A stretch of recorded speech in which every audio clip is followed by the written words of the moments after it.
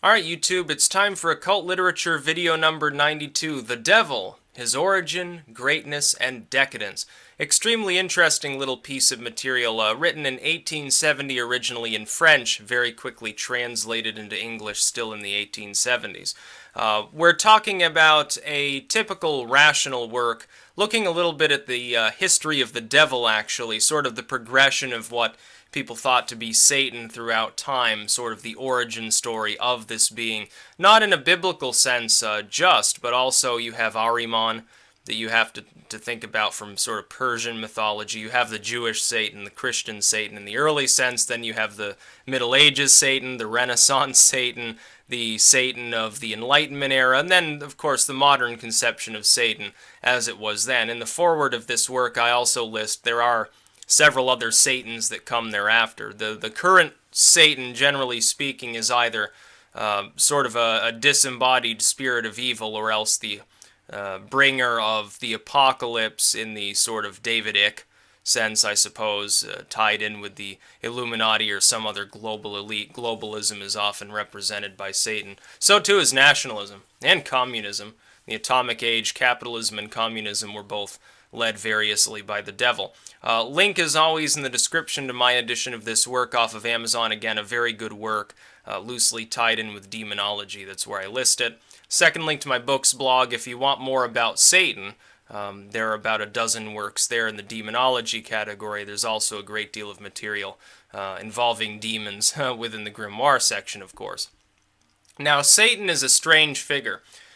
Throughout time, in the pre-Christian era, the concept of the devil is essentially as an ethereal sort of trickster force, and there are two sort of going mythological trends there within the sort of Judaistic era as far as this latter-day Christianized element of the Christian religion goes.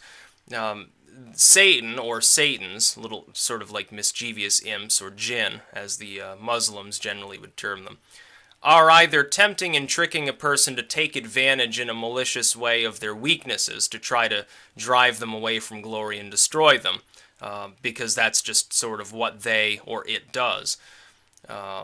Or at the same time, sometimes it's more the agent of the Judeo-Christian God, the Jehovists, basically, trying to tempt a person in the sense of like Job, in order for that person to actually be blessed. That is, because they are holy, they will resist the temptation, they resist the destructive element of this sort of spirit or spirits, and then they gain a blessing by it. It's just sort of a test.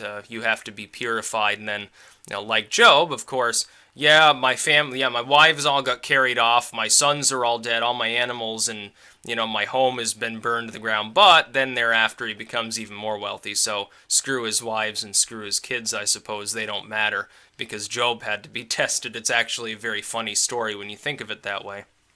And these other expendable characters within this fictional manifesto. But Satan goes from that era into the Middle Ages, becomes more physical, for one thing, can appear in a physical form, especially at sort of a witch's Sabbath. And this talks about the burning times to quite a great degree of detail. Less disembodied, more malevolent, more straightly evil. As opposed to potentially being an agent of God, now he's just the Lord of the Witches, the Lord of the Dead, and does all sorts of horrible things. Just the world is overrun by every possible negative thing it can, specifically because Satan is encouraging his army of witches to traipse around the land cursing people. Then in the Renaissance era, Satan becomes a little bit less physical in nature, still evil.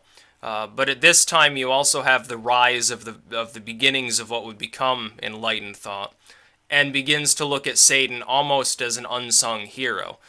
That is, in the sense of like Paradise Lost or something, or any other romanticist era later. Satan, you've got, essentially, Satan is standing up to tyranny, gets cast out of heaven. Now, you should really be praying for Satan because he's the one nobody ever wants to pray for. And then later on, of course, in the pre-modern period, we're talking about the early industrial era when this book was written, Satan is seen as, is rationalized away as non-existent. Now, thereafter, a few decades later, Satan becomes heavily accompanied to the plutocracy in the Western world, sort of the Gilded Age.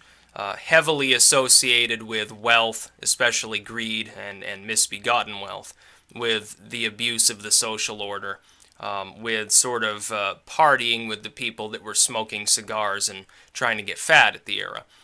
Thereafter, of course, Satan becomes sort of like Hitler. Satan becomes the head of communism according to Western propaganda, the head of capitalism according to Eastern propaganda, in a general sense. And then thereafter, now we have the modern Satan. And the modern Satan is both disembodied and rationalized away, and ethereal in nature and strictly negative, as well as being the leader of the NWO or the Illuminati or something like that. So there is stuff that comes after. This is from the 1870s. It's a very good work, a very interesting historical piece. It's really more about the history of just Satan alone than demonology in a straight sense. But it does point out, of course, in the original meaning of this sort of concept, Satan is not singular, it's plural. There are multiple Satans, and they're essentially jinn. They're trickster spirits, they're imps, as we would identify them in the European sense. Very interesting work. Again, link in the description to my edition of this work on Amazon. Second link to my books blog. Much more material on demonology available there. That's about all. Peace out.